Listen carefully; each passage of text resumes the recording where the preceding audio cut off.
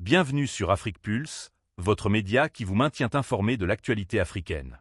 Alors que la Côte d'Ivoire retient son souffle face aux échéances électorales prochaines, Laurent Gbagbo revient sur son parcours tumultueux. Attaques armées, accusations contre ses adversaires, guerre civile, bombardement de sa résidence et 10 années à La Haye. Pour la première fois, il explique pourquoi il tenait au match retour contre Alassane Ouattara, match qui malheureusement n'aura jamais lieu. Écoutons-le. Mais avant, abonnez-vous pour ne rien rater de l'actualité africaine. Jean, et nous avons le plaisir et l'honneur de recevoir ici le président Laurent Gbagbo. Bonjour, monsieur le président. Bonjour, Alain. Samedi prochain, samedi 25 octobre, on vote en Côte d'Ivoire. Élection présidentielle, élection au cours de laquelle vous n'êtes pas candidat. Élection au cours de laquelle vous ne participerez pas. Après ce long combat que vous avez mené, vous avez 80 ans aujourd'hui. La prochaine élection présidentielle, normalement, c'est dans 5 ans, donc vous aurez 85 ans. Est-ce qu'on peut dire que c'est la fin, que c'est la retraite pour le président Laurent Gbagbo? Il n'y a pas de retraite en politique. Donc je n'irai pas à la retraite. Mais je m'interdirai d'occuper des fonctions politiques, aussi bien à l'intérieur de mon parti, où je serai plus président, qu'à l'extérieur, que dans l'État. C'est-à-dire, on ne peut plus imaginer le président Laurent Gbagbo candidat à une présidentielle, par exemple, Non, à non, 85 non, ans. non. Vous savez, ailleurs, on a vu ça, il y en a qui ont 93 ans, qui sont Oui, candidats. mais c'est leur choix. C'est leur choix. Ce n'est pas le mien. Moi, j'ai assez donné. Et puis, on peut faire la politique sans occuper de fonctions ou sans chercher à occuper de fonctions. Est-ce que c'est raisonnable, monsieur le président, et tout le monde se pose la question, que ce soit pour vous, que ce soit pour les autres, que quelqu'un comme vous, qui a fait ce que vous avez fait, ayez souhaité être candidat à la présidentielle à 80 ans? Oui. Je vais vous expliquer quelque chose. Quand j'ai été élu président,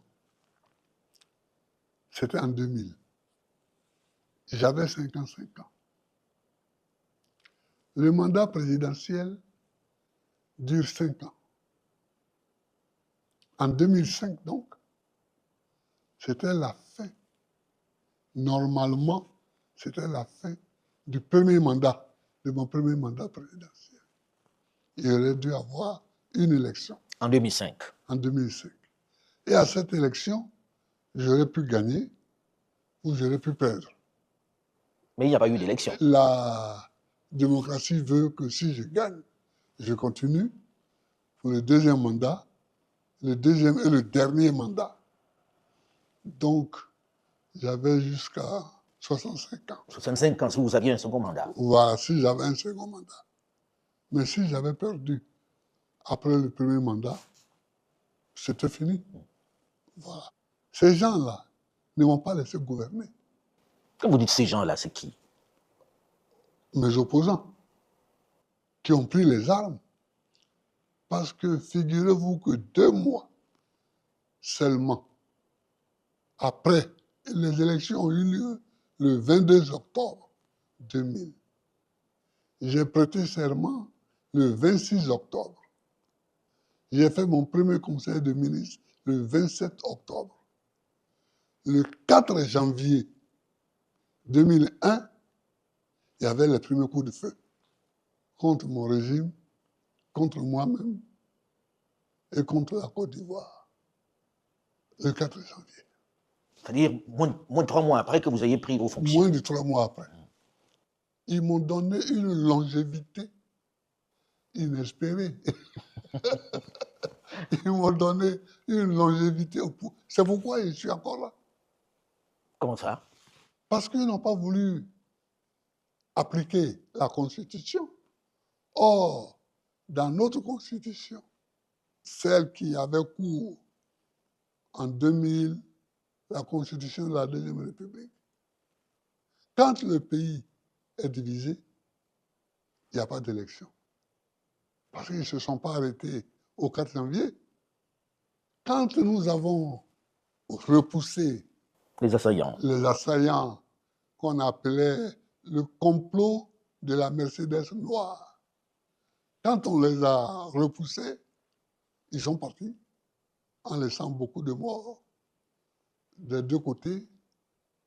Et en 2002, J'étais en visite officielle en En Italie. Italie, oui. Quand ils ont remis le couvert, j'explique pour le moment, pas que je n'ai pas eu le temps de gouverner, ça c'est un autre chapitre, mais pour le moment que ma longévité s'explique par la guerre civile qui m'a été menée. Alors, J'ai dû faire face jusqu'à ce que j'arrive au pouvoir finalement et que tous ceux qui étaient derrière eux lèvent la tête. alors c'est pas votre genre de faire de la langue de bois. Quand vous dites eux, c'est qui? Eux, on a vu après que bon, il y avait des jeunes gens ivoiriens là, les Soro Guillaume, les IB, qui ont fini par tuer eux-mêmes à Bobo. Les jeunes gens là, il y avait ce groupe-là qui n'a pas pensé la rébellion et qui n'a pas financé surtout la rébellion. Mais il y avait ensuite l'équipe d'Alassane Ouattara, qui a été nommément citée par les rebelles comme étant leur financier, qui leur donnait 25 millions par mois. Ça a été cité, ça Ça a été montré? cité clairement. Ça a été cité clairement. Et puis, il y a la France.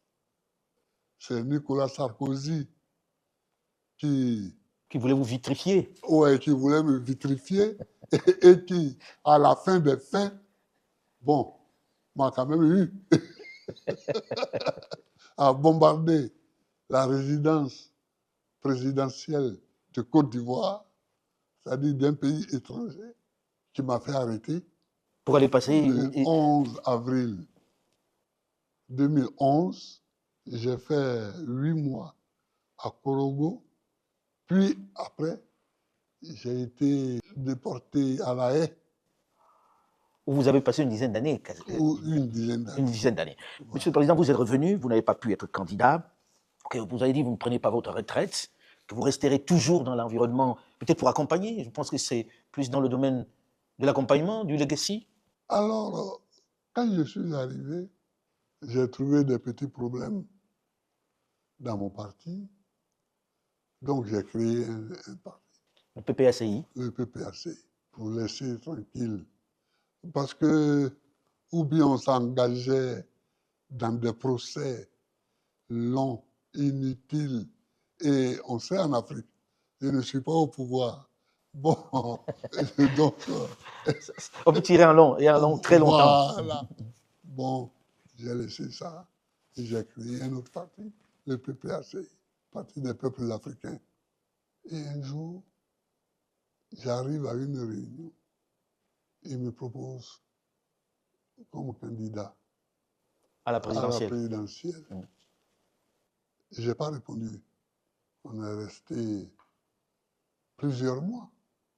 C'est eux qui vous proposent d'être Ah candidat. oui, on est resté plusieurs mois, peut-être un an, sans que je ne réponde. Pourquoi vous ne répondiez pas? Non, mais parce que je n'avais pas calculé ça. Président, quand vous dites ça, les gens ont envie de comprendre. Oui. Vous êtes en train de dire que le président Laurent Gbagbo n'est pas celui qui a décidé d'être candidat à la Ah non, présidentielle. c'est ce que je suis en train de dire, oui. C'est ça que je suis en train de dire. Mais pourquoi l'avoir accepté finalement à la fin alors?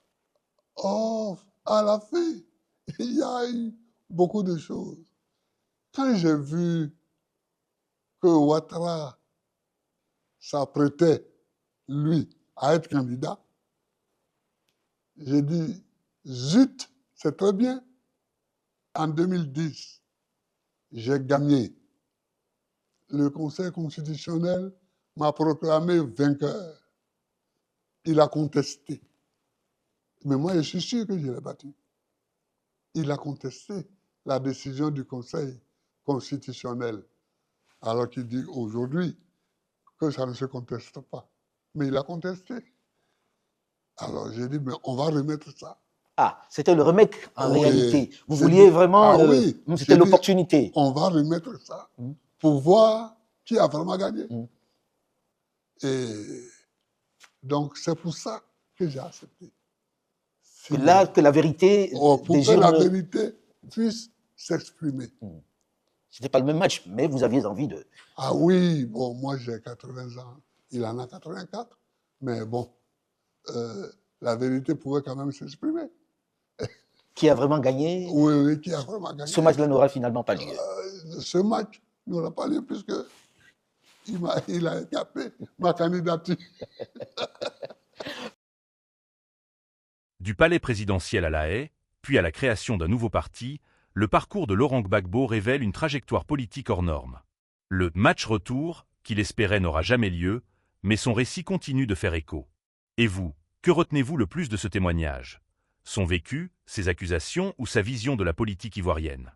Partagez votre avis en commentaire, abonnez-vous pour ne rien manquer et activez la cloche pour soutenir ce type de contenu. Merci d'avoir regardé cette vidéo.